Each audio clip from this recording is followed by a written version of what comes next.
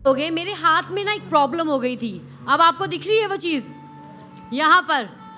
और मैं कई बार उसको नोटिस, मैंने एक बार डॉक्टर को भी दिखाया इस चीज़ को, तो डॉक्टर ने कहा ये एलर्जी है, ओके दवाई लगाओ। आज से 2 साल या 1.5 साल पहले की बात है। मैं गई, कुछ हुआ नहीं। मैंने कहा प्रभु अभी आप ही के हाथ में है। और कई बार मैं कहती थी प्रभु जी आप मुझे चंगा कर सकते हो। और पिछले 2 हफ्ते पहले मैं इतना परेशान हो गई इस चीज़ से, क्योंकि कई बार इतना ज़्यादा इरिटेशन होती है, बहुत ज़्यादा ऐसा लगता था खुजली करूं। और मैंने कई दवाइयाँ भी इस्तेमाल करी, किसी ने भी काम नहीं किया। मैंने कहा प्रभु अब तो ये चीज़ ना आप ही ठीक करोगे। मैंने एक दिन इसकी तरफ देख कर कहा, मैंने कहा ये बीमारी तुझे मैं श्राप देती हूँ। क्या दिया मैंने? श्राप दिया। मैंने कहा बीमारी मैं तुझे श्राप देती हूँ, यीशु मसीह के नाम से जड़ से चली जा। और मैंने देखा कुछ दिनों के बाद वो एकदम नॉर्मल स्किन जैसा होने लगा। हालेलुया। और जब मैं देखती थी ना कई बार, और ये चीज़ फैलती जा रही थी, पहले थोड़ी सी थी, फिर इतनी इतनी इतनी बड़ी हो गई, और ये मेरे अंगूठे में भी जाने लगी, और पीछे हाथ में और आगे, और ऐसे होता था जैसे ना स्किन उतर रही है। मैं कई बार अपनी स्किन को ऐसे करके उतारती थी, इतनी ज़्यादा। लेकिन अब देख लो आप, हालेलुया, सब दवाइयों ने काम नहीं किया। जब मैंने उसे डांटा, मैंने कहा तुझे मैं श्राप देती हूँ, तेरा मेरे जिस्म में कोई काम नहीं है। अपनी बीमारियों को हमने क्या करना है, हम तुझे श्राप देते हैं। तेरा काम हमारी ज़िंदगी में कुछ नहीं है, क्योंकि हम परमेश्वर के स्वरूप में हैं और हम उनकी संतान हैं। कोई बीमारी हमारे ऊपर हावी नहीं हो सकती। हम अलौकिक चंगाई में चलने वाले लोग हैं। जब डॉक्टर कहते हैं ना नहीं हो सकता, कान बंद करो और कहो हो सकता है, क्योंकि परमेश्वर के साथ सब कुछ संभव है। ऐसे लोग आए, कई लोगों ने गवाही दी, कैंसर 4th स्टेज में था, डॉक्टर कहते हैं नहीं हो सकता। लेकिन जब उन्होंने आराधना करना शुरू किया, जब उन्होंने प्रभु को पुकारा और उनके लिए प्रार्थना की गई, उनकी बीमारियां खत्म हो गई। हालेलुया। एक प्रभु की दासी हैं, उनको डॉक्टर ने बताया आपको बीमारी है कैंसर। वो घर आई और उन्होंने अपने पति को कहा मुझे ना ये लेकर दे दो। जब हम कई बार आराधना में बजाते हैं ना, उन्होंने कहा मुझे झांझ बजा दे दो। पति ने कहा क्यों? कहते मैंने अपने कमरे में प्रभु की आराधना करनी है। और उन्होंने क्या किया, गई अपने आप को, उसने कहा डॉक्टर ने मुझे कुछ भी कह दिया हो, लेकिन मैं डॉक्टर की बातों पे विश्वास। डॉक्टर आखिरी नहीं है जो हमारे भविष्य को तय करता है, परमेश्वर ने हमारे भविष्य को तय किया। आमीन। और उसने कमरे में जाके प्रभु की आराधना करना शुरू कर दिया, और जब तक उसने प्रभु से नहीं सुना कि मैंने तुझे चंगा कर दिया है, वो बाहर नहीं निकली। हालेलुया। बाइबल में हम देखते हैं अलग अलग लोगों के बारे में, जब भी वो लोग प्रभु यीशु मसीह के पास आए, चाहे किसी भी रीति से आए, चाहे किसी भी जाति से आए, चाहे किसी भी कौम से आए, किसी भी बैकग्राउंड से आए, लेकिन बाइबल में इस बात को क्लियरली दर्ज किया गया है कि जितने भी लोग आए भूख और प्यास के साथ आए, और वो एक आशा रखते हुए आए कि आज अगर हमारा प्रभु यीशु मसीह के साथ रूबरू हो जाएगा हमारा दर्शन, या हम सिर्फ अगर उसकी झलक को ही देख लेंगे, या हम उसके कपड़े के कोने को ही छू लेंगे, तो आज हमें छुटकारा और चंगाई मिल जाएगी। आमीन। बाइबल में हम देखते हैं जब भी लोगों ने परमेश्वर से कुछ पाना चाहा, उनके अंदर जज्बा था। क्या था? जज्बा था। परमेश्वर आपके जज्बे को देखते हैं। जब याकूब ने परमेश्वर के दूत के साथ लड़ाई लड़ी और वो कुश्ती करता रहा, और जब सुबह होने लगी, परमेश्वर का दूत कहता है अब मुझे जाने दे क्योंकि सुबह होने लगी है, और वो उसको कस के पकड़ लेता है। सब कहें कस के पकड़ लेता है, फिर कहें कस के पकड़ लेता है। पुराने टाइम में, आजकल तो बिल्कुल सिस्टम बदल गया है। आज जब लोगों के घर में मेहमान या परौने आने होते हैं, पहले ही कॉल कर देते हैं हम आ रहे हैं। और धन्यवाद, हमारे पंजाब में बड़ी हॉस्पिटैलिटी है, लोग बड़े सेवा करने वाले हैं। लेकिन कई जगहों पर अगर आप जाओ तो आज लोग इतने व्यस्त हो गए अपने कामों में, उनके पास समय नहीं है अपने रिश्तेदारों को या अपने दोस्तों के साथ समय बिताने के लिए। अलग अलग तरीके से आज समय बदल गया है। तो पहले टाइम में जब लोग आते थे तो लोग 1-1 महीना अपने रिश्तेदारों के घर में रहते थे। शादी के सीज़न में 1 महीना लोग छुट्टी लेकर पहले आ जाते थे, वहीं पर खाएंगे, वहीं पर नचेंगे, टप्पेंगे, 1 महीना वहीं पर ही घूमते रहेंगे, और लोग भी बड़े खुश होते थे। और कई बार ऐसा होता था, इतने टाइम के साथ, इतने लंबे टाइम टाइम बिताने के बाद भी अब जब प्राणों के या रिश्तेदारों के जाने का टाइम आता था, घर वाले लोग उनका बैग छिपा देते थे। किसी के साथ हुआ ऐसा? लगता है आप किसी और प्लेनेट से आए हो, आप किसी और ग्रह से आए हो। मैंने तो सुना है और मैंने ये भी देखा है। तो लोग क्या करते थे, रिश्तेदारों के सूटकेस छिपा लेते थे, बैग छिपा लेते थे, और वो कहते थे अब हमें जाने दो। तो वो कहते थे नहीं नहीं नहीं नहीं नहीं, आप और ठहर कर जाओ, थोड़े दिन और लगाओ। और आज लोग कहते हैं हाय 2 दिन हो गए, 3 दिन हो गए, ये कब जाएंगे? सो आज सिस्टम बिल्कुल बदलता जा रहा है, लेकिन परमेश्वर हमें सिखाते हैं हमें लोगों के साथ अच्छा बर्ताव करना है, जितना हो सके हमें उनकी हेल्प करनी है, उनके लिए हमेशा खड़े रहना है। आपकी ताकत में है तो परमेश्वर आपको और ताकत देंगे काम को करने के लिए। सो हम देखते हैं कैसे लोग अपने रिश्तेदारों को जाने नहीं देते, कहते थे यही रुकना है। याकूब परमेश्वर के दूत को कहता है मैं तुझे जाने ही नहीं दूंगा। वो कहता है मुझे जाने दे, छोड़ मुझे, सुबह हो गई है। वो कहता है मैं तुझे जाने ही नहीं दे रहा जब तक तू मुझे आशीष नहीं देगा, जब तक तू मुझे आशीष नहीं देगा। वो कहता है परमेश्वर का दूत कहता है तेरा नाम क्या है? वो कहता है मेरा नाम याकूब है। कहता है ओके, तेरा नाम चेंज हुआ, आज से तेरा नाम इज़राइल होगा, जिसके बारे में मैंने पिछले हफ्ते वचन में से बताया था। एल एलोही इज़राइल, आमीन। वो कहता है तेरा नाम इज़राइल होगा। और इज़राइल देश के बारे में हमने पिछले हफ्ते भी काफ़ी कुछ समझा था कि कैसे आज इज़राइल पूरी दुनिया का सेंटर बना हुआ है। और ये घटना कहीं और से नहीं, बाइबल में ये दर्ज है, इतिहास के पन्नों में ये दर्ज है। याकूब एक व्यक्ति था जिसका नाम इज़राइल डाला गया, और उस व्यक्ति के नाम पर ही उसमें से 12 उसके बच्चे आए, जिसमें से 12 गोत्र बने, और वहाँ से इज़राइल देश की शुरुआत हुई। बाद में 2 गोत्र और जोड़ दिए गए, तब जाके 12 बने, क्योंकि इसमें हिस्ट्री आप जाके खुद पढ़ लेना। सो ये 12 गोत्र हो गए और वहीं से इज़राइल देश बना। सो वो कहता है मैं तुझे जाने नहीं दूंगा जब तक तू मुझे आशीष नहीं देगा। परमेश्वर का दूत कहता है तेरा नाम क्या है? वो कहता है याकूब। तो वो कहता है आज से तेरा नाम इज़राइल होगा। और फिर वो कहता है ओके, फिर वो कहता है तेरा नाम क्या है? स्वर्गदूत को पूछता है, कहता तू मुझसे मेरा नाम क्यों पूछ रहा है? मैंने तुझे आशीष दे दी है। हालेलुया। उसने, और सोचो समझो इस बात को, याकूब कोई गरीब व्यक्ति नहीं था। याकूब के पास किसी चीज की घटी नहीं थी। याकूब एक बहुत रिच व्यक्ति था। याकूब एक बहुत धन दौलत वाला व्यक्ति था। लेकिन उसको समझ आया कि एक आशीष है जो परमेश्वर की ओर से है, और वो आशीष हमेशा बनी रहती है। हालेलुया। उसको समझ आया मेरी आशीष सिर्फ मेरा धन दौलत ही नहीं है। आज दुनिया में ऐसे ऐसे अमीर लोग हैं जिनके अंदर शांति नहीं है, जिनके अंदर सुकून नहीं है, और उनको अगर वो थोड़ा कमा लें और उससे ज़्यादा कमा लें, उनके अंदर हमेशा यही बना रहता है कि हमें और कमाना है। कई बार मैं कई दुकानदारों को देखती हूँ, और चाहे आप उनकी दुकान में शाम को 7 बजे चले जाओ, सुबह के 10 बजे चले जाओ, रात के 10 बजे चले जाओ, रात के 11 बजे चले जाओ, रात के 12 बजे चले जाओ, और वहीं गल्ले के पास खड़े होते हैं, काउंटर पे खड़े होते हैं। उनके लिए धन उनका ईश्वर बन गया है। उनको ये नहीं है हमारा परिवार क्या चल रहा है, हमारे बच्चों की। और कई बार मैंने ऐसे लोगों से सुना है गवाहियाँ, ऐसे लोगों ने बताया स्टोरी, बड़े अमीर अमीर लोग जिनका बहुत बिजनेस है, उनके बच्चे ड्रग्स में पड़ गए, और एक लौता बच्चा या एक लौती बेटी ड्रग्स में पड़ गई और सुसाइड कमिट कर ली, आत्महत्या कर लिया। क्या वो पैसा उनको बचा नहीं पाया? क्या वो शानो शौकत ने उनको संतुष्ट नहीं किया? ये चीजें संतुष्ट नहीं करती है।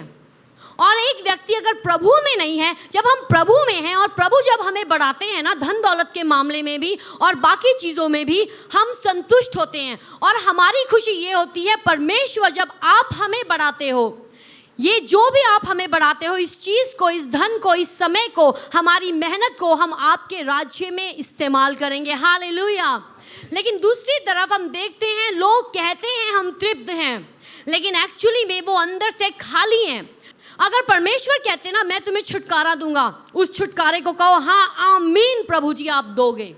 जब परमेश्वर कहते हैं मैं तुम्हारे हालातों को बदलूंगा, आप ये मत देखो हाय हमारे हालात तो बदल ही नहीं रही इतने सालों से, अपनी जुबान से घोषणा करो और विश्वास करो, परमेश्वर आप बदलेंगे। आमीन, हालेलुया। आपको यहाँ वहाँ ताकने की जरूरत नहीं है, आपको केवल यीशु पर अपनी निगाहों को रखना है, और जो उनकी ओर देखता है उसका मुंह कभी काला नहीं होता, कभी काला नहीं होता। कहीं अपने सर पे हाथ रख के, मेरा मुंह कभी काला नहीं होगा, मेरा मुंह कभी काला नहीं होगा, मेरा परमेश्वर मुझे सर बनाता है, पूंछ नहीं। Hallelujah, hallelujah. क्या आप में वो भूख है, वो तड़प है, प्रभु जी मैं तो आपको जाने नहीं दूंगा, जब तक जो काम आपने मेरी ज़िंदगी में शुरू किया उसको पूरा ना कर दो। अब इसका मतलब ये नहीं है कि आप कई बार मुश्किलों का सामना नहीं करोगे अगर प्रभु ने आपको बुलाया है। इसका मतलब ये नहीं है कि आप नीचे और ऊपर जाओगे, मतलब आपकी ज़िंदगी में उतार चढ़ाव नहीं आएंगे। प्रभु यीशु मसीह ने कहा अवश्य है तुम्हें इस दुनिया में कलेश हो। प्रभु यीशु मसीह के वचन है, उन्होंने कहा अवश्य है इस दुनिया में तुम्हें कलेश हो, लेकिन एक बात याद रखना, मैंने इस दुनिया को, इस जगत को जीत लिया है। हालेलुया। इस दुनिया के हर कलेश के ऊपर आप विजय पा सकते हैं, इस दुनिया की हर परिस्थिति के ऊपर आप विजय पा सकते हैं, क्योंकि परमेश्वर आपके साथ है, प्रभु आपके साथ हैं। नीति वचन 18 अध्याय 21 आयत। जीभ के वश में, किसके वश में? रिश्तेदारों के वश में, आपके परिवार के वश में, क्या इस कोई भी सरकार के वश में? दुनिया की जो सरकार है उनके वश में आपका भविष्य है? आपका भविष्य आपकी जुबान में है। आमीन। जीभ के वश में मृत्यु क्या है? क्या है गलीसिया? अब मृत्यु क्यों पहले आया? क्योंकि आज बहुत लोग अपनी जुबान से गलत बातें बोलते हैं, गलत बातें, गलत चीजों की घोषणा करते हैं, अपने बच्चों के लिए गलत बोलते हैं, अपनी परिस्थितियों के लिए गलत बोलते हैं, अपने पति को कोसते हैं, अपनी पत्नियों को कोसते हैं, अपनी परिस्थितियों को कोसते हैं, अपने रिश्तेदारों को कोसते हैं, अपने नेबर्स को, गुआंढियों को कोसते हैं, अपने इलाके को कोसते हैं, इलाके की सरकारों को कोसते हैं, टूटी हुई नालियों को कोसते हैं, बिजली वालों को कोसते हैं। थोड़ी देर बिजली चली जाए, देखें फिर क्या होता है नजारे। सारा गुस्सा बीवी का और बच्चों का बिजली वालों पे। पर आजकल धन्यवाद कि इतनी नहीं जाती है, वरना पहले रात रात भर लाइट जाती थी। इंसान की जुबान में मौत है। आज क्यों लोग ज्यादा हार का सामना करते? क्यों जब उनकी जिंदगियों में हार आती है बहुत लोग सुसाइड कर लेते हैं, बहुत लोग गलत कामों में पड़ जाते हैं, बहुत नौजवान जब उनकी जिंदगी में उनको कुछ भविष्य दिखाई नहीं देता है वो गलत रिश्तों में पड़ जाते हैं, और तो और वो नशों का सहारा लेते हैं और वो कहते हैं हमारा कुछ नहीं बनना। अगर आज आप एक ऐसे व्यक्ति हो, मैं आपको कहना चाहती हूँ आपकी जुबान में ना जिंदगी और मौत है। अपनी जुबान से सही बोलना सीख लें तो बहुत सब कुछ सही हो जाएगा। हालेलुया। मौत के लिए इस्तेमाल करते हैं, लेकिन परमेश्वर ने आपको ये मौत के लिए नहीं दी है, लेकिन परमेश्वर ने आपको ये जुबान दी है जीवन के लिए। हालेलुया। किस चीज के लिए? किस चीज के लिए? किस चीज के लिए? परमेश्वर ने आपको जुबान दी है जिंदगी बोलने के लिए, आशीष बोलने के लिए, भरपूरी बोलने के लिए, ताकत बोलने के लिए। जब आपको लगता है ना आप कमजोर हो, आप वेट मत करो, संडे को जाएंगे, पास्टर जी से सर पे हाथ रखाएंगे और कुछ अनुभव होगा और फिर हमें लगेगा ताकत आ गई है। हाँ, कई टाइम में वो भी जरूरी होता है, लेकिन अगर आपके आसपास कोई नहीं है, जैसे मैंने आपको पहले कहा था, आप क्या वेट करोगे? 7 दिन की, 6 दिन की, 1 महीनों की? या आप खुद अपने सर पे हाथ रख के प्रभु यीशु मसीह के नाम से अपनी जिंदगी के ऊपर, अपने हालातों के ऊपर परमेश्वर के वचन की घोषणा करोगे। आमीन। और आप शीशे के आगे खड़े हो जाओ, अगर आपको कोई बोलने वाला नहीं है, शीशे के आगे खड़े हो जाओ और कहो मैं आशीषित हूं। आमीन। घर जाके आप ये प्रैक्टिस करना। लोग शीशे का इस्तेमाल करते हैं सजने संवरने के लिए, तैयार होने के लिए, लेकिन शीशे का इस्तेमाल कर लो जरा अपने आप को देखने के लिए और कहने के लिए, अपना नाम लेकर कि मैं आशीषित हूं। आमीन। ये कहने के लिए अपने आप को देखना शीशे में और कहना परमेश्वर ने मुझे आशीष होने के लिए बुलाया है। फिर देखना अपने आप को, कहना मैं कभी घटी में नहीं रहूंगा। फिर कहना परमेश्वर मेरी जिंदगी में अद्भुत काम करेंगे। हालेलुया। ये चीजें आपको करनी है। अगर आप कलीसिया आके सुन के चले जाते हो और प्रार्थना करा के चले जाते हो और आपको छुटकारा मिलता है, चंगाई मिलता है, लेकिन अब आपने जाकर क्या करना है? जो सीखा है उसको अपनी जिंदगी में लागू करना है। अगर आप लागू नहीं करोगे, आप उसके फल को नहीं देखोगे। आमीन। एक पति अपने घर का मुखिया होता है, वचन में लिखा। कितने पति यहाँ हैं? मैंने प्रचार कुछ और करना था, कहीं और जा रही हूँ, मुझे लगता है आज कुछ लोग हो जाए। कितने पति यहाँ? अरे शर्माओ मत अगर आप शादीशुदा हो। कितनी शादीशुदा बहनें यहाँ पर हैं? वचन क्या कहता है? एक पति अपने घर का मुखिया है। क्या है? मुखिया है। एक पति अपने घर का राजा है। क्या है? राजा है। तो उसको राजा की जैसे ट्रीट करना, संतरी जैसे ट्रीट मत करना। पत्नियों, राजा के जैसे आप पति ये ना बोले हाँ जी अब वहाँ पे हमने सुना था हम राजा हैं, लाओ जी गिलास का पानी, लाओ जी रोटी, लाओ जी सब कुछ टेबल पे और बेड पे। नहीं, हम सब मिलके पति और पत्नी दोनों हाथ बटाकर घर को आगे बढ़ाते हैं। ये दोनों का काम है। कई बार मैंने देखा है कई भाई लोग, खासकर भाई लोग, बचपन से इतने दुलारे होते हैं ना माँ बाप और बहनों के, हर चीज़ उनको बेड पे मिलती है। अभी बेड से पैर नीचे नहीं रखा, दूध का गिलास आ गया। हर चीज़ उनको चाहिए। ये कहाँ रखा है मम्मी, वो कहाँ रखा है, ये हर चीज़ के लिए पूछेंगे। लेकिन जैसे ही वो, अभी मैं पिछले दिनों किसी से मिली थी, मेरा नेफ्यू ही है, और जब वो यहाँ था इंडिया में, और तो घर में एक हेल्पर था, आकाश जरा ये ले आई। वो कुछ नहीं कर रहा है, मेरा नेफ्यू कुछ नहीं कर रहा है, निखिल वहाँ पर चेयर पे बैठा हुआ है। आकाश चम्मच बनाई। आकाश बेचारा वहाँ रोटियाँ बना रहा है, एक तरफ सैलेड काट रहा है, सब कुछ कर रहा है। आकाश मेरे कपड़े कितने रखे? ओ आकाश मैं नहाने जाना है, मेरा टॉवल कितने है? और छोटा बच्चा नहीं है, फुल ग्रोन। लेकिन इस बार जब मैं उससे मिली तो हम शादी के लिए गए हुए थे, और इस बार मिली तो मैं किचन में थी और वो आया, उसने खाना खाया।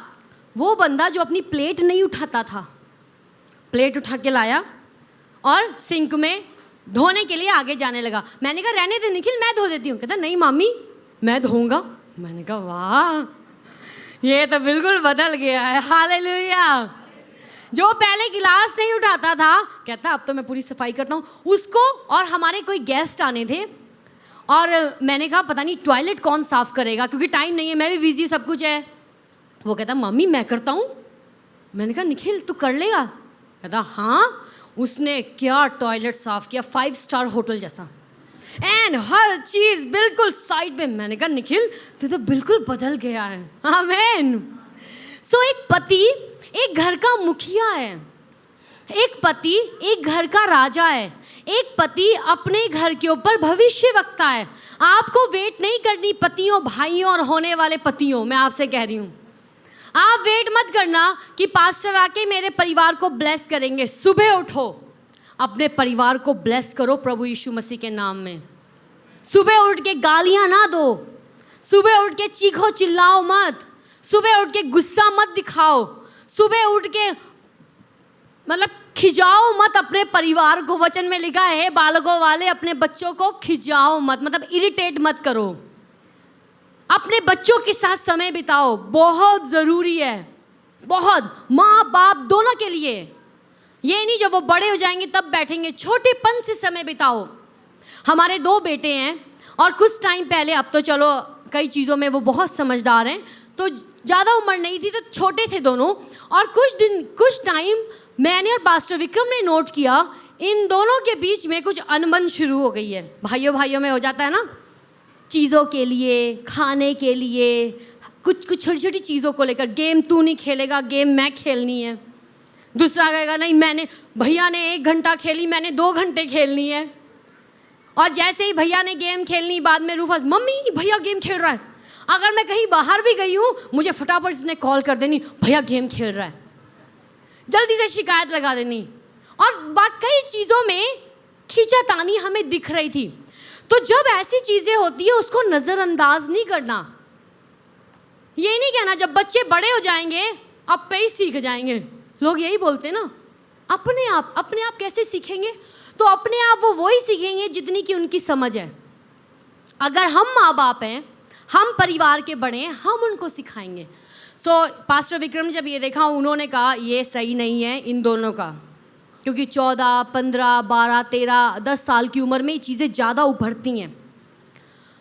तो उन्होंने अपना सारा मीटिंग करी कैंसिल। उन्होंने कहा अब मैं अपना टाइम इनके साथ, और कई बार मैं इस बात की गवाह हूँ, 3-3 घंटे दोनों के साथ बैठे हैं, 2-2 घंटे रोज टाइम निकालना, अपने बिजी पूरे कामों के बीच में से भी बैठना, फिर बोलना हाँ बताओ क्या समस्या है, और वचन खोलकर उनको बताना, ये देखो वचन में क्या लिखा है, भैया ने ऐसे कर दिया, बड़ा वाला कहता है उसने ऐसे कर दिया, ये चीज़ें। और अब हम देखते हैं इन चीज़ों को जब उनके साथ टाइम बिताया गया, मैं खासकर पिताओं से कह रही हूँ, फादर्स से, क्योंकि माँ की तो जिम्मेवारी है ही, लेकिन फादर की जिम्मेवारी सिर्फ रोटी लाने तक की नहीं है। फादर की जिम्मेवारी है अपने परिवार को फादरहुड में बढ़ाना, उनको सिखाना, एक अच्छा एग्जाम्पल सेट करना। और हम चाहते हैं उस मसले को हल्के में ले लेते हैं, हम कहते हैं बच्चे लड़ते रहते हैं, वो बच्चे उसी चीज़ को लेकर आए। और इन्होंने कहा एक चीज़ सुन लो तुम दोनों, इस घर में झगड़ा नहीं मचाना, स्ट्राइफिंग नहीं लानी है, लड़ाई झगड़े नहीं लाने। कुछ चीज़ है चिल्ला के नहीं सुलझने चाहिए, कुछ चीज़ तंग करती है, बैठो उसके बारे में हम बात करेंगे। लेकिन बहुत लोग तरीका नहीं जानते हैं। लोग सोचते हैं घरों में चिल्ला के ही हम चीज़ें सेट कर लेंगे। ए शट अप, हमारे एक परिवार के हैं, रिश्तेदार हैं, अब तो वो नहीं रहे, तो उनके बच्चों के बीच में जब लड़ाई झगड़ा होता था, उन्होंने कुछ नहीं देखना, टीवी का रिमोट हाथ में, फादर पापा की बात कर रही हूँ, बैठे हुए टीवी का रिमोट, बच्चे चिल्ला रहे ए शट अप, फिर बच्चे चिल्लाए हे चुप के बैठो, बच्चों ने कहना पापा ने बोल दिया। कुछ टाइम के बाद फिर, लेकिन क्या हुआ इससे, क्योंकि उनको समझाया नहीं। बच्चों में आज भी वो कमी है और वो कमी देखी जाती है, क्योंकि जब आप अपने बच्चों को नहीं सिखाओगे सही चीज़ें परमेश्वर के वचन में से, जब वो बड़े होंगे उनको भी नहीं समझ आएगा हमने आगे कैसे सिखाना है। और वो कहेंगे, क्योंकि हमने अपने परिवारों में यही सिस्टम देखा है कि पति जब चाहे आके पत्नी के लगा दे, या पत्नी भी आके लगा दे। अभी मैं पिछले दिनों में किसी की बात सुन रही थी, दोनों पति पत्नी में गुत्थम गुत्था हो गई। पत्नी ने पहले पति ने मारा, पत्नी कह रही मैं कौन सी कम हूं, मैं भी एक अच्छे खानदान से आई हूँ, खाते भी थे खानदान से आई हूँ, उसने भी लगा दिया। तो क्या ये बच्चे जब इस माहौल को देखेंगे, बच्चे कहेंगे ये चलता है, मैं भी पत्नी से कभी कभी खा लिया करूँगा, या पत्नी को भी मैं कभी कभी खिला दिया करूँगा। और ऐसा चलता है, लोग यही करते हैं। लेकिन जब हम प्रभु में चलते हैं, हमारे लिए ज़रूरी है हम अपने रास्तों को जांचें। आपके ग्वांडी क्या करते हैं, बाकी लोग क्या करते हैं, आपको देखना है आप अपने परिवार में क्या सेट करते हो। उदाहरण, हर एक परिवार का एक स्टैंडर्ड होता है। अगर आप अपने परिवारों में स्टैंडर्ड नहीं बनाओगे परमेश्वर के वचन से, वो परिवार टूट जाते हैं। वचन में लिखा है जिन परिवारों में फूट होती है ना, वो ज़्यादा बने नहीं रहते। जिन परिवारों में, जिन देशों में फूट पड़ जाए वो बना नहीं रहता, कई ऐसे देश हैं जिनमें सिविल वॉर शुरू हो गया, यानी कि देश के अंदर ही लोग एक दूसरे से लड़ पड़े, या वो अपने राजाओं के खिलाफ हो गए, या वो अपने प्रधानों के और प्राइम मिनिस्टर या अपने प्रेसिडेंट्स के खिलाफ हो गए और उसी देश में सिविल वॉर शुरू हो गई। और ऐसे देश आपस में ही लड़कर अंदर ही अंदर आपस में ही लड़ रहे हैं, खत्म हो गए। कई देश हैं ऐसे, आप देख सकते हो। गद्दाफी जहाँ का राजा था वो देश भी खत्म हो गया, सद्दाम हुसैन भी। कई ऐसे देश हैं अंदर सिविल वॉर शुरू हुई या किसी और देश ने अटैक कर दिया, ये देश खत्म हो गए। तो अगर आपका परिवार एक ऐसा परिवार है जिसमें एकता ही नहीं है, जब आज आप वापस जाते हो ना, इस बात के बारे में सोचना। एक मन, एक दल, एक सोच, एकताई, पति पत्नी में एकताई। जब पति पत्नी में एकताई होगी ना, बच्चों के भविष्य के लिए आप सही निर्णय ले सकते हो। कई बार पत्नियां अपने बच्चों की गलतियां छिपाती हैं, नॉर्मली देखा जाता है, क्योंकि पत्नियां, औरतें ज़्यादा इमोशनल, भावुक होती हैं। सो उनको लगता है नहीं मेरा लाडला बच्चा है, मेरी लाडली बेटी है, और वो गलतियां छिपाने की कोशिश करते हैं। लेकिन उनकी गलतियां छिपाने से कुछ भी हल नहीं होगा। गलतियों के बारे में बात करने से हल होगा, आपस में बैठकर हल होगा। अगर आज आप एक ऐसे पति पत्नी हो सकता है आपके बीच में अनबन चल रही है, या परिवारों में अनबन चल रही हो, या कुछ चीज़ों को लेकर कलेश है, जब आज आप इधर हो, इस बात का निर्णय लो, हम अपने परिवार में शांति स्थापित करेंगे। आमीन। हम आग लगाने वाले नहीं बनेंगे। हमारी जुबान आग लगाने के लिए दी नहीं गई है, हमारी जुबान आशीष देने के लिए दी गई है। हालेलुया। हमारी जिंदगी दूसरों के लिए आशीष है। क्यों आशीष है? क्योंकि परमेश्वर ने आपको इसीलिए चुना है। अपने पड़ोसी को कहो, परमेश्वर ने आपको आशीष देने के लिए चुना है। परमेश्वर ने आपको आशीष देने के लिए चुना है। हालेलुया। और जब आप प्रभु की बातों को मानोगे ना, मैं आपसे कहना चाहती हूँ प्रभु के प्रिय लोगों, आप अपनी ज़िंदगी के हर क्षेत्र में विजय देखोगे।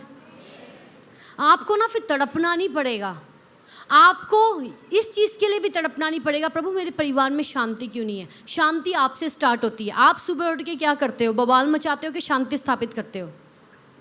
क्योंकि पहले रात को बवाल हुआ, उसी में सो गए, और जब सुबह उठे दिमाग में वही चीज़ें चल रही है।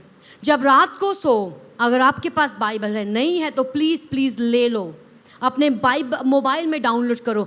रात को कुछ समय निकाल कर परमेश्वर के वचन पे मनन करके सोना। सुबह उठते हो, टाइम निकालो, कुछ दिन में टाइम निकालो, यहाँ वहाँ की बातें सुनना छोड़ दो। प्रभु के एक दास है, उनका नाम है स्मिथ विगल्सवर्थ, अब तो वो नहीं रहे, प्रभु के साथ हैं। उन्होंने अपने घर का स्टैंडर्ड बनाया हुआ था, और इस व्यक्ति के द्वारा कई लोग मुर्दों में से जिंदा हुए। मैं परसों ही इनके बारे में बता रही थी कॉन्फ्रेंस में। उनके द्वारा कई मुर्दा जिंदा हुए, और उनका चंगाई देने का बड़ा अलग सिस्टम था, कह सकते हैं बड़ा रूड सिस्टम था।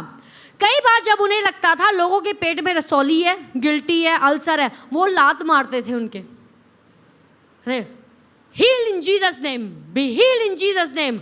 लोग कहते थे ये कैसा, ये पागल प्रीचर है क्या, लोगों को लग जाएगी, लोगों को चोट। लेकिन ये उनका स्टैंडर्ड था, और उन्होंने अपना स्टैंडर्ड जो घर का ऐसे मेंटेन किया था। उनके घर में टीवी अलाउड नहीं था उन दिनों में, उनके घर में न्यूज़पेपर अलाउड नहीं था, न्यूज़पेपर नहीं आ सकता था, उनके घर में कोई मैगजीन नहीं आ सकती थी।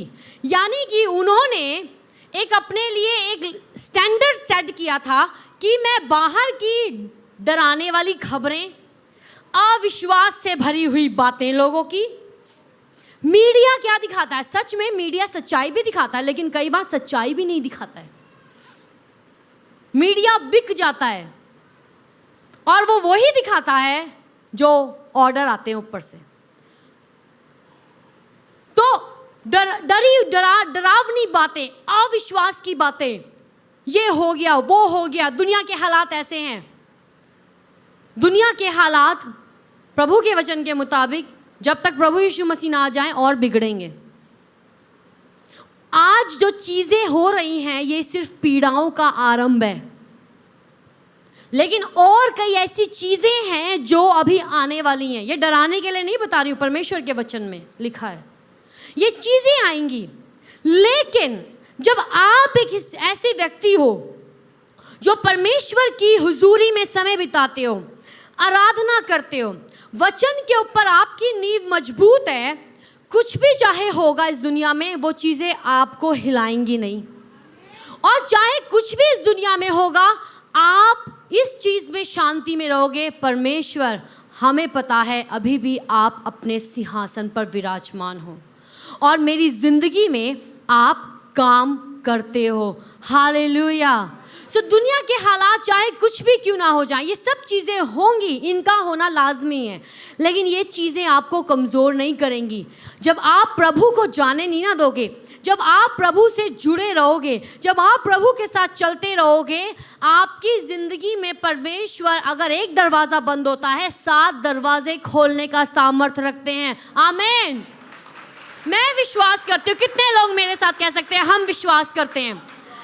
बाइबल में हम कई लोगों के बारे में पढ़ते हैं। आइए हम वचन में देखें। ये मरकुस 10:46 में, वह यरीहो में आए और जब वह और उसके चेले, यानी कि यहाँ पे प्रभु यीशु मसीह और उनके साथ जो भीड़, उनके चेले सब अब यरीहो नामक एक जगह में आए हैं।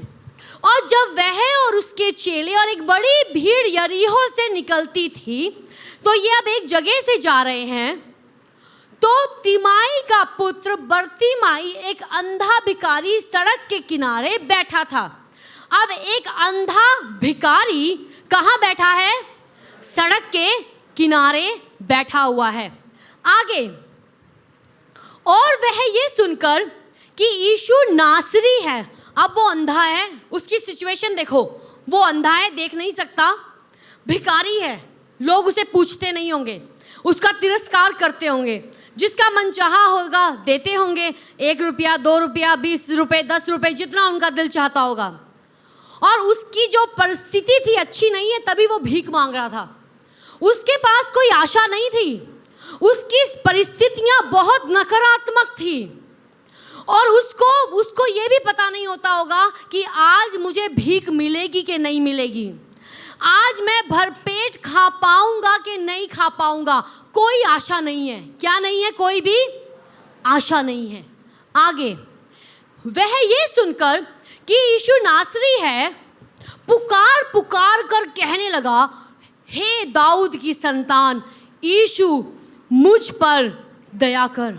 जब उसने सुना ना यीशु मसीह आ रहे हैं, आपको भी किसी ने बताया होगा प्रभु यीशु मसीह चंगाई देते हैं, प्रभु यीशु मसीह छुटकारा देते हैं, अरे आप एक बार आओ तो प्रार्थना तो करवा कर देखो, देखो प्रभु काम करेंगे।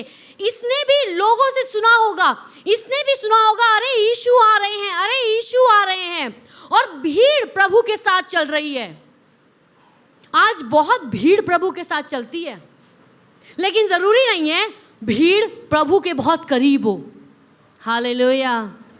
आज प्रभु भीड़ को नहीं ढूंढ रहे हैं, ठीक है, परमेश्वर के पास लोग आ रहे हैं, लेकिन आज प्रभु सिर्फ भीड़ ही को नहीं देख रहे हैं, लेकिन प्रभु देख रहे हैं क्या मेरा बेटा, क्या मेरी बेटी मेरी बातों की ओर ध्यान लगाते हैं। आमीन। बहुतों ने उसे डांटा कि चुप रहे। जैसे मैंने पहले भी कहा, हो सकता है आपको भी कई लोग कहते होंगे, क्या प्रभु यीशु मसीह के पास जा रहे हो? अरे 1 हफ्ता हो गया, कुछ तो हुआ नहीं, 2 हफ्ते हो गए, कुछ तो हुआ नहीं, 1 साल हो गया, कुछ तो हुआ नहीं, तुम्हारे तो हालात वैसे ही हैं, 5 महीने हो गए, कुछ तो हुआ नहीं, 20 साल हो गए, कुछ तो हुआ नहीं। लेकिन प्रभु इतना टाइम नहीं लेते। आमीन।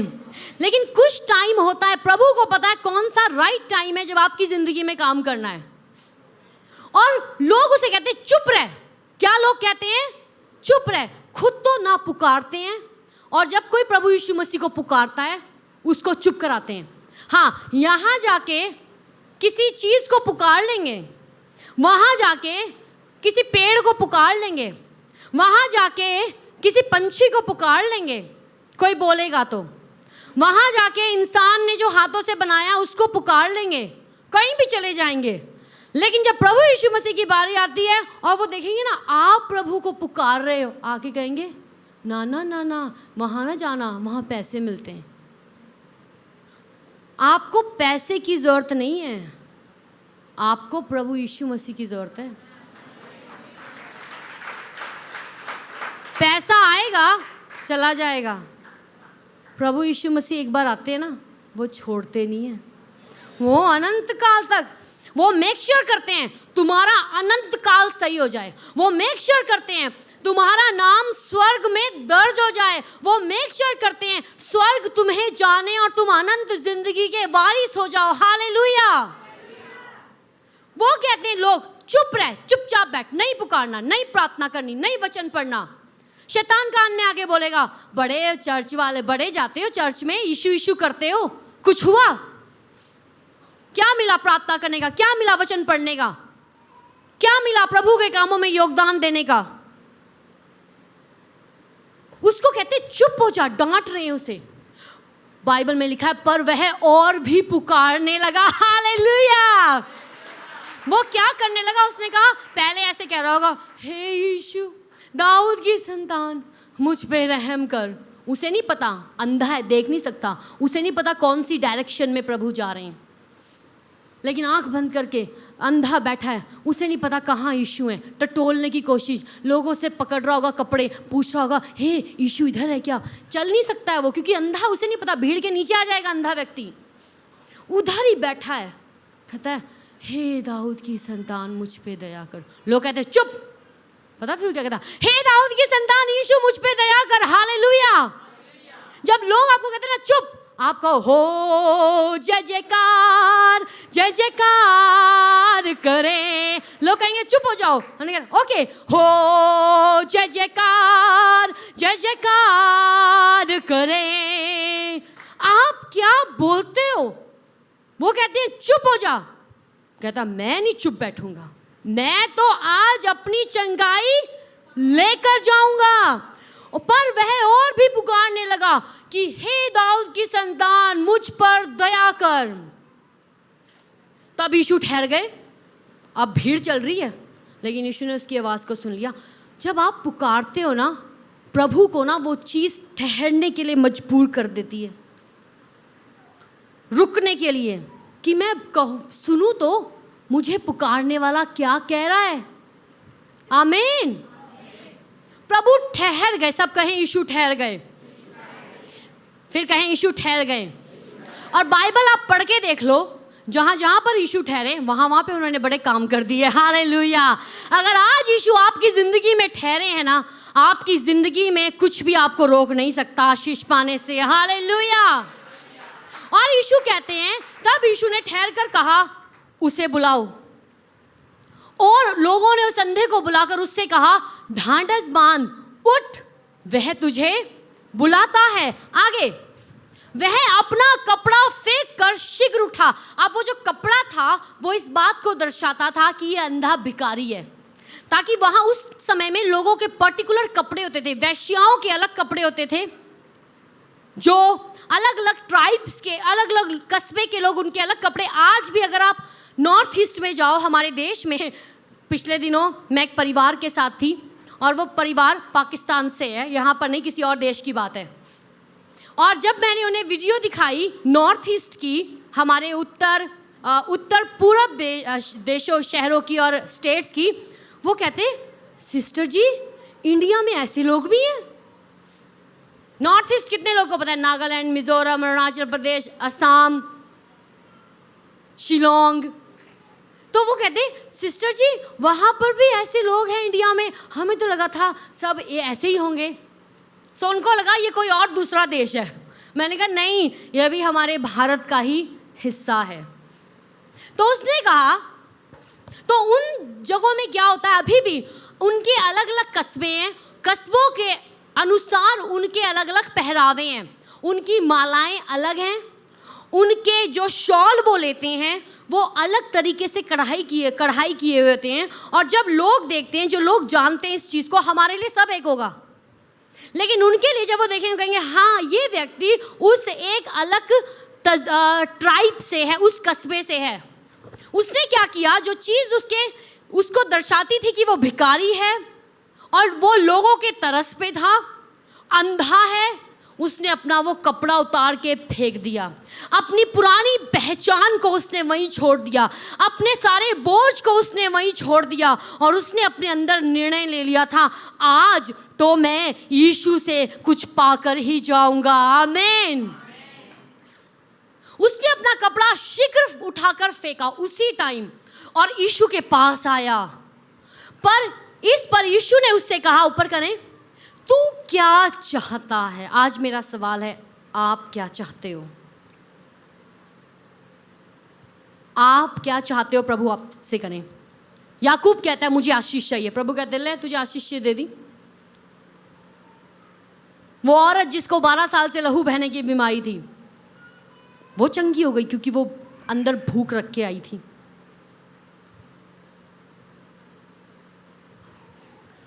तुझे क्या चाहिए? तू क्या चाहता है? आज मेरा सवाल है आप लोगों से, आप क्या चाहते हो प्रभु आपकी जिंदगी में करें?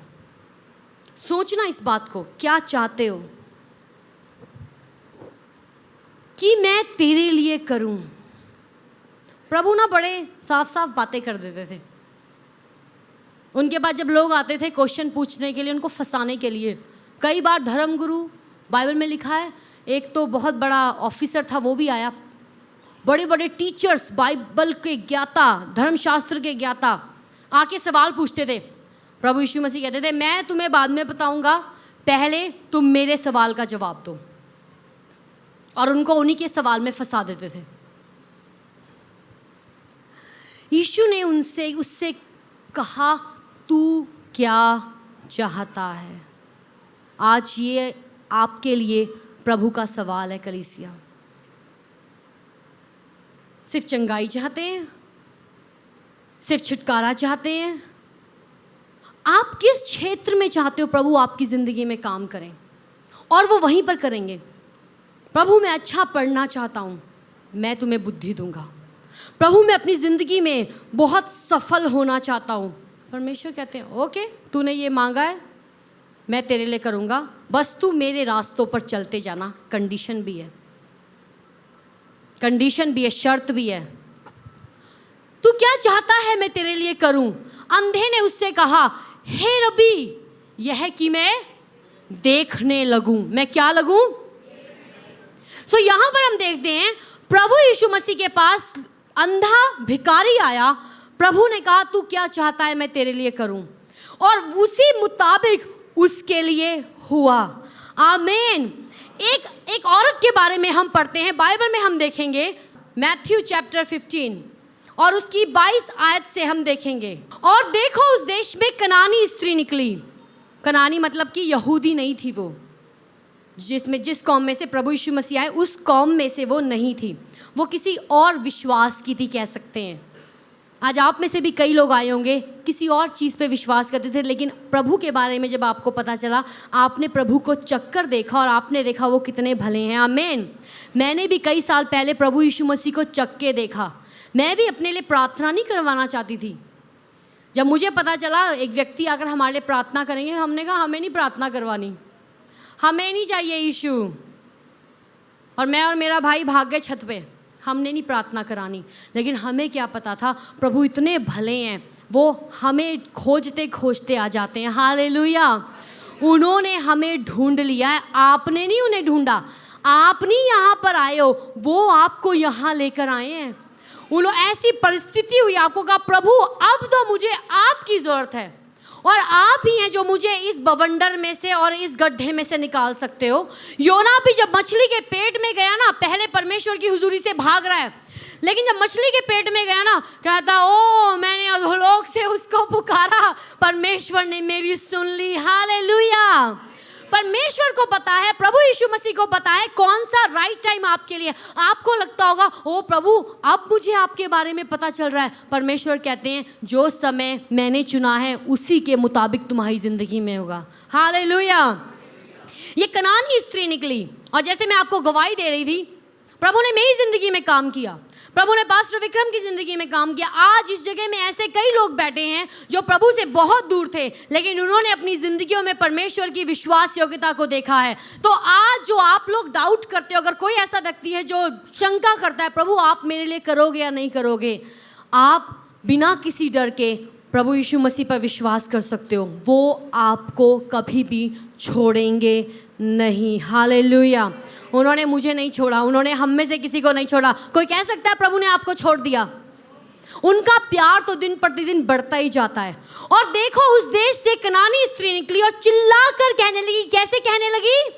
क्योंकि उसे कुछ चाहिए था। तो वहां पे हमने एक आदमी के बारे में देखा, लेकिन यहाँ पर हम एक औरत के बारे में देखते हैं। वो चिल्लाने लगी, वो पुकारने लगी, प्रभु काम करो मेरी जिंदगी में। इसका मतलब ये नहीं है अगर हम धीरे से बोले प्रभु नहीं सुनेंगे। वो चाहे हम चिल्लाकर बोलें, चाहे हम अपने अंदर सोचें, चाहे हम जुबान में सिर्फ फुसफुसाएं, परमेश्वर हमारी धीमे से धीमी आवाज़ को भी सुनते हैं और ऊंची से ऊंची आवाज़ को भी सुनते हैं। हालेलुया। और कई बार ऐसा होता है हमें बोलना भी नहीं आता। कई बार मैं लोगों को बोलती हूँ प्रार्थना करो। मुझे याद है जब पहली बार मुझे किसी ने प्रार्थना करने के लिए कहा, मुझे शब्द ही ना मिले, मैं क्या बोलूँ। मेरी जुबान लड़खड़ा रही थी, मैं क्या बोलूँ। कई बार ऐसा होता है हमें पता नहीं चल रहा क्या बोलें, लेकिन परमेश्वर आपके उस टूटे फूटे जो आप बोल रहे हैं ना प्रार्थना में, उसको भी समझ रहे हैं और सुन रहे हैं। आमीन। बच्चे जब बोलते हैं ना टूटी फूटी भाषा में, माँ बाप को वही समझ आ जाता है। तोतली भाषा में बोलते हैं, वही उनको समझ आता है। दूसरे बोलते हैं ये क्या बोल रहे हैं, माँ बाप आपको बता देंगे क्या बोलने की कोशिश कर रहे हैं। हालेलुया। वो हमारे पिता हैं और वो जानते हैं, चाहे हम तोतली भाषा में प्रार्थना करें, चाहे हम टूटी फूटी भाषा में प्रार्थना करें, चाहे हमको समझ नहीं आ रहा हो, फिर भी हम ऐसे ही प्रार्थना कर देना, प्रभु समझ रहे हैं आप क्या कहना चाहते हो। वो आपके दिल की इंटेंशन को समझते हैं आप क्या चाहते हो। आमीन। वो कहती चिल्लाकर कहने लगी, हे प्रभु दाऊद के संतान मुझ पर दया कर। अंधा भिखारी क्या कहता है?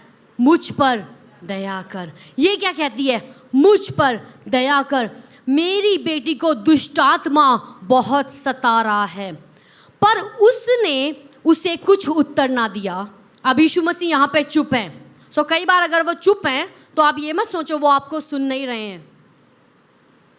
और उसके चेलों ने आकर उससे विनती कर कहा, इसे विदा कर। प्रभु यीशु मसीह के पास चेले आए। चेले कहते हैं, प्रभु इसको जाने दो, कुछ करो या तो, क्योंकि वह हमारे पीछे चिल्लाती आती है। हमारे पीछे क्या कर रही है? वो चिल्लाती। प्रभु यीशु मसीह जा रहे हैं, वो पीछे पीछे चिल्ला रही है, हे दाऊद की संतान मुझ पे दया कर, हे दाऊद की संतान मुझ पर दया कर, हे दाऊद की संतान मुझ पे दया कर। क्योंकि वो इस बात को ठान कर आई थी, आज तो मैं अपनी बेटी को छुटकारा दिलाकर जाऊंगी। हालेलुया। चिल्लाकर कहने लगी, हे दाऊद की संतान मुझ पे दया कर। आगे उसके चेलों ने कहा, ये क्योंकि वह हमारे पीछे चिल्लाती आती है। उसने उत्तर दिया, यीशु ने कहा, इज़राइल के घराने को छोड़, खोई हुई भेड़ों को छोड़ मैं किसी के पास नहीं जाता। पर वह आई। अभी भी उसने पीछा नहीं छोड़ा। सबको पीछा नहीं छोड़ा। सबको पीछा नहीं छोड़ा। कहे, मैं प्रभु का पीछा नहीं छोड़ूंगा। याकूब ने पीछा नहीं छोड़ा। वो कहता मैं तो आज आशीष पाके रहना है। हालेलुया। वो कहती है और आगे लिखा है, पर वह आई और उसे प्रणाम करके कहने लगी, हे प्रभु मेरी सहायता कर। यीशु ने उत्तर दिया कि लड़कों की रोटी लेकर कुत्तों के आगे डालना अच्छा नहीं है। उसने कहा, सत्य है प्रभु, पर कुत्ते भी वह चूर चार खाते, क्योंकि यहूदी प्रभु यीशु मसीह सिर्फ यहूदियों के लिए आए थे। लेकिन जब प्रभु यीशु मसीह मुर्दों में से जी उठे और स्वर्ग में उठा लिए गए, उसके बाद कौमों के लिए दरवाजे खुल गए। लेकिन वहाँ पर प्रभु कहते हैं, ये मैं तुझे नहीं, मैं लड़कों की रोटी लेकर कुत्तों के आगे नहीं डाल सकता। उसने कहा, सत्य है प्रभु, पर कुत्ते भी वह चूर चार खाते हैं जो उनके स्वामियों की मेज से गिरती है। 28 आयत। इस पर यीशु ने उसको उत्तर देकर कहा कि हे स्त्री, तेरा विश्वास बड़ा है। आमीन। जैसा तू चाहती है। हालेलुया। कहीं जैसा मैं चाहता हूं, फिर कहीं जैसा मैं चाहता हूं। अब याद रखना, ये नहीं कि आप उल्टी पुल्टी चीजें मांगते रहो। परमेश्वर के भय में रहकर परमेश्वर की इच्छा को जानकर मांगो, वचन के मुताबिक परमेश्वर क्या देना चाहते हैं, और वो हमेशा भलाई देना चाहते हैं। और अगर कोई ऐसी चीज होगी जो एक व्यक्ति को गुनाह में या गलत रास्ते में डालेगी, प्रभु कहेंगे इसको ना ही दो तो अच्छा है, क्योंकि ये खुद भी बिगड़ेगा, दूसरों को भी बिगाड़ देगा। कई बार लोगों को जब एकदम से बहुत पैसा मिल जाता है, उन्हें समझ नहीं आता क्या हो रहा है और वो बिगड़ जाते हैं। और आगे लिखा है, यीशु ने उसको उत्तर दिया, हे स्त्री, तेरा विश्वास बड़ा है, जैसा तू चाहती है तेरे लिए वैसा ही हो। और उसकी बेटी उसी घड़ी से चंगी हो गई। आज आप क्या विश्वास लेकर आए हो? आज आप क्या भूख लेकर आए हो? आप में से कई लोग होंगे, कहते होंगे, परमेश्वर हमारे घर में मेरे बच्चे नहीं संभलते हैं, मेरे घर के हालात सही नहीं हैं, मेरे घर में बीमारी है, दुख है, तकलीफ़ है। उस औरत ने भी कई चीज़ें लेकर अपनी बेटी के लिए, दुष्ट आत्मा उसको तंग करता था, और प्रभु यीशु मसीह ने अभी उसके लिए प्रार्थना भी नहीं किया, सिर्फ यही कहा, तेरा विश्वास बहुत बड़ा है। जब सेंचुरियन सूबेदार आया, प्रभु यीशु मसीह को कहता है, मेरा नौकर बीमार है। प्रभु यीशु मसीह कहते हैं, ओके चलो मैं तुम्हारे साथ चलता हूँ। वो कहता है, नहीं नहीं नहीं, आपने नहीं मेरे घर आना, सिर्फ आप एक शब्द बोल दो, मेरा नौकर चंगा हो जाएगा। और वो ही हुआ। Hallelujah, hallelujah, hallelujah. आज आप किस चीज़ को लेकर आए हो? आज आप क्या चाहते हो परमेश्वर आपके लिए करें? आइए हम अपनी आँखों को बंद करें और कुछ समय, आज जो आप चाहते हो ना, कई सालों से सोच रहे हो, कई चीज़ों को लेकर आपकी ज़िंदगी में सोच है, परमेश्वर उन सब चीज़ों को सुलझाना चाहते हैं। प्रभु यीशु मसीह आपको उस उलझन में पड़े रहने देना नहीं चाहते। वो चाहते हैं आप उन दायरों से बाहर आ जाओ। वो चाहते हैं और वो आज आपसे पूछते हैं, तुम क्या चाहते हो मैं तुम्हारे लिए करूं? तुम क्या चाहते हो मैं तुम्हारे लिए करूं? Hallelujah, thank you Lord, we worship you. हो सकता है घर के हालात आपको ऐसे लगते हो, कोई बीमारी ने जो आपको पकड़ा है कई सालों से, मैं आज प्रार्थना करती हूँ वो बीमारी आपको छोड़ कर जाए यीशु मसीह के नाम से। वो दुष्टात्मा का बंधन आपकी ज़िंदगियों से टूटे। हर तरीके का दर्द आपके जिस्म को, आपके शरीर के अंगों को छोड़कर जाए यीशु मसीह के नाम से। कई सालों की बीमारी, कई दुष्टात्माओं से ग्रस्त जो छुटकारा नहीं मिल रहा है, यीशु मसीह के नाम से मैं चंगाई और छुटकारा बोलती हूँ। हर बीमारी जड़ से छोड़कर जाए यीशु मसीह के नाम से। प्रभु मैं प्रार्थना करती हूँ आपके लोगों की ज़िंदगियों के ऊपर। प्रभु मेरी प्रार्थना है, प्रभु ईश्वर, इनके रुके काम बन जाएं यीशु मसीह के नाम से। हर तरीके की रुकावट इनकी ज़िंदगियों में दूर हो, ये ज़िंदगियों में दूर हो। हालेलुया, रिबा शाता खराबा से खेले ले। और आज प्रभु यीशु मसीह आपसे पूछते हैं, आप क्या चाहते हो वो आपके लिए करें। वो कि आप क्या चाहते हो? बड़े बड़े कामों को देखना, प्रभु के लिए और दौड़ना, प्रभु के कामों में सहभागी होना, अपने बच्चों को अच्छा करते हुए देखना, अपने परिवार में सुख शांति देखना। आज क्या चाहते हो आप? और बाबा से विवश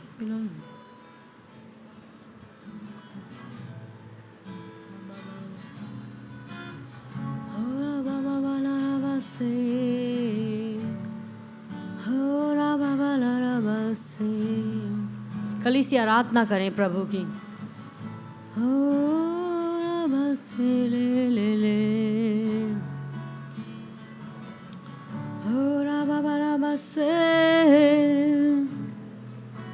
We worship you, worship you, worship you, Lord.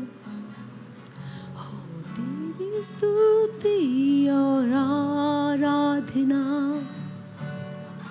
करते हैं हम तुझसे ये प्रार्थना।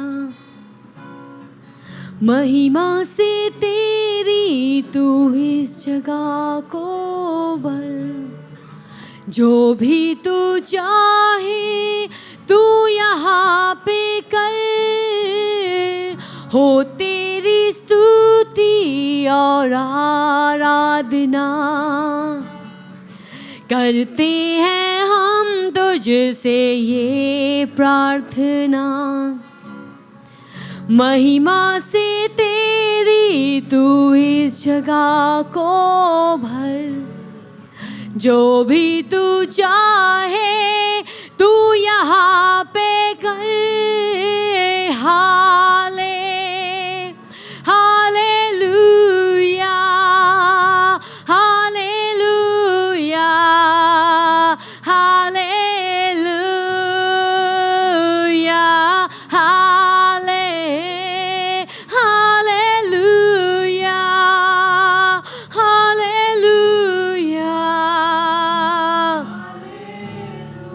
प्रभु अपनी महिमा से अपने लोगों की जिंदगियों को छू लें। पवित्र आत्मा आज आप इनकी जिंदगियों में काम करें। प्रभु चाहे ये अनुभव करें या ना करें, लेकिन गवाही के साथ ये वापस आए यीशु मसीह के सामर्थी नाम से। प्रभु आप भले पिता हैं, आप अच्छे पिता हैं और आप बेहतर करना जानते हैं। मेरी प्रार्थना है परमेश्वर आज इनकी जिंदगियों में काम करें। अंधकार का काम जिंदगियों में से खत्म हो जाए। यीशु मसीह के नाम से हर अंधकार का काम खत्म होता है। मैं घोषणा करती हूँ प्रभु अपने लोगों को मजबूत करें, ताकत दें, बल दें, शक्ति दें। जिस काम के लिए बुलाया है उस काम को करने के लिए बल दें प्रभु जी। हालेलुया। अपने हाथों को स्वर्ग की तरफ उठा के कलीसिया हो राबा शाला ला ला ला राबा हो हाले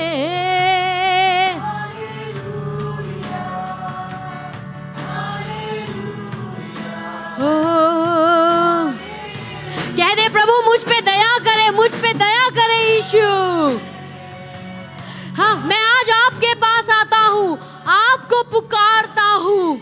मेरी मदद कहीं और से नहीं, लेकिन सेनाओं के यहोवा परमेश्वर की ओर से आती है। आप मेरे मुंह को कभी काला नहीं होने देंगे। आप मुझे सर बनाते हैं, आप मेरे लिए दरवाजा खोलते हैं, आप मेरी परिस्थितियों को बदलते हैं, आप मेरे घराने को आशीष देते हैं, आप मुझे मजबूत करते हैं। हो राबा शाला ला ला राबा से थे गा राबा से हाले हालेलुया हाले।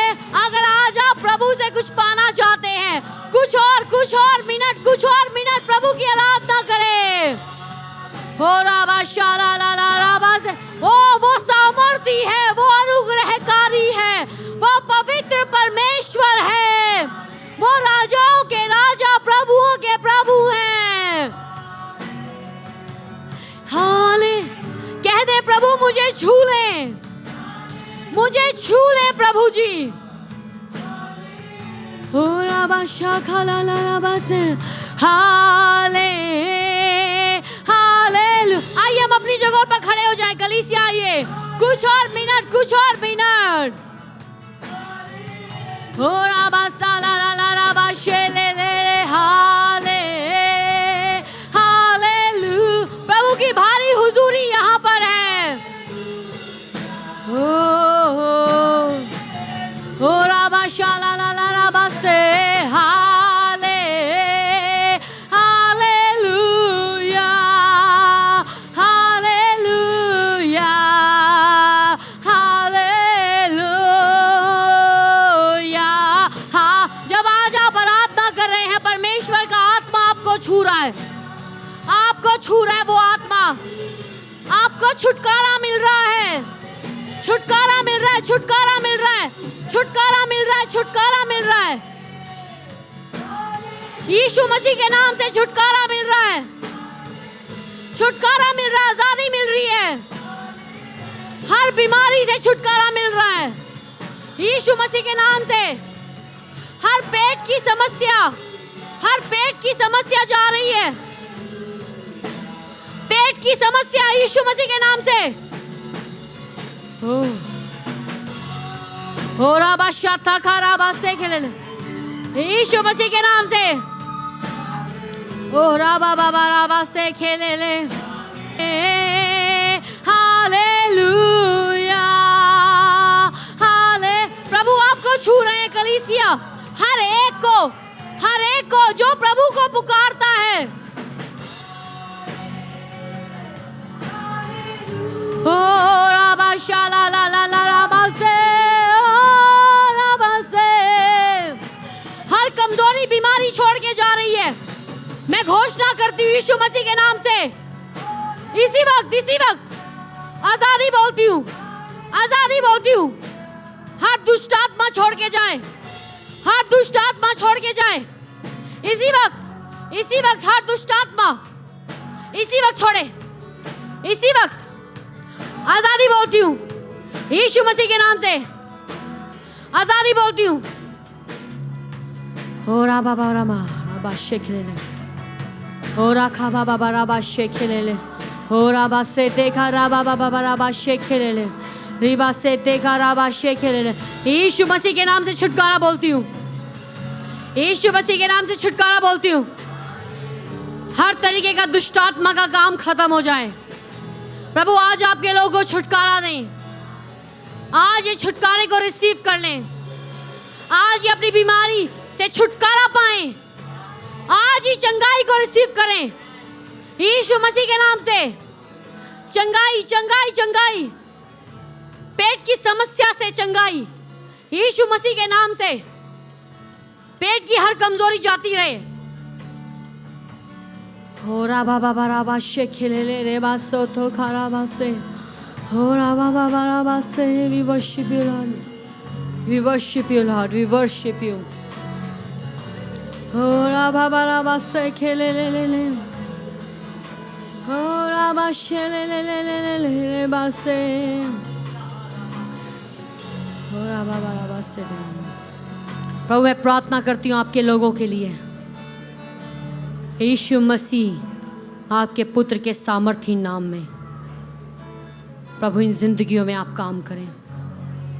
आपकी भारी उपस्थिति इसी वक्त इनको छू दे, इसी वक्त इस जगह में आपकी भारी उपस्थिति जाहिर हो। प्रभु जी आपकी महिमा का बादल इस जगह में जाहिर हो यीशु मसीह के नाम से। प्रभु इसी वक्त आपकी भारी उपस्थिति, हर कोई छोटा बड़ा हर उम्र का व्यक्ति आपकी भारी उपस्थिति को महसूस करे। हर कोई इस जगह में हो शारा बाबा बाबा से, हो राबा शाला ला ला राबा से। प्रभु अपने लोग को गहरे में ले चले, गहरे में ले चले। हो जिंदगियों में काम करें प्रभु जी, जिंदगियों में काम करें परमेश्वर, जिंदगियों में काम करें प्रभु जी, जिंदगियों में काम करें। प्रभु आपका धन्यवाद करते हैं, धन्यवाद करते हैं प्रभु जी।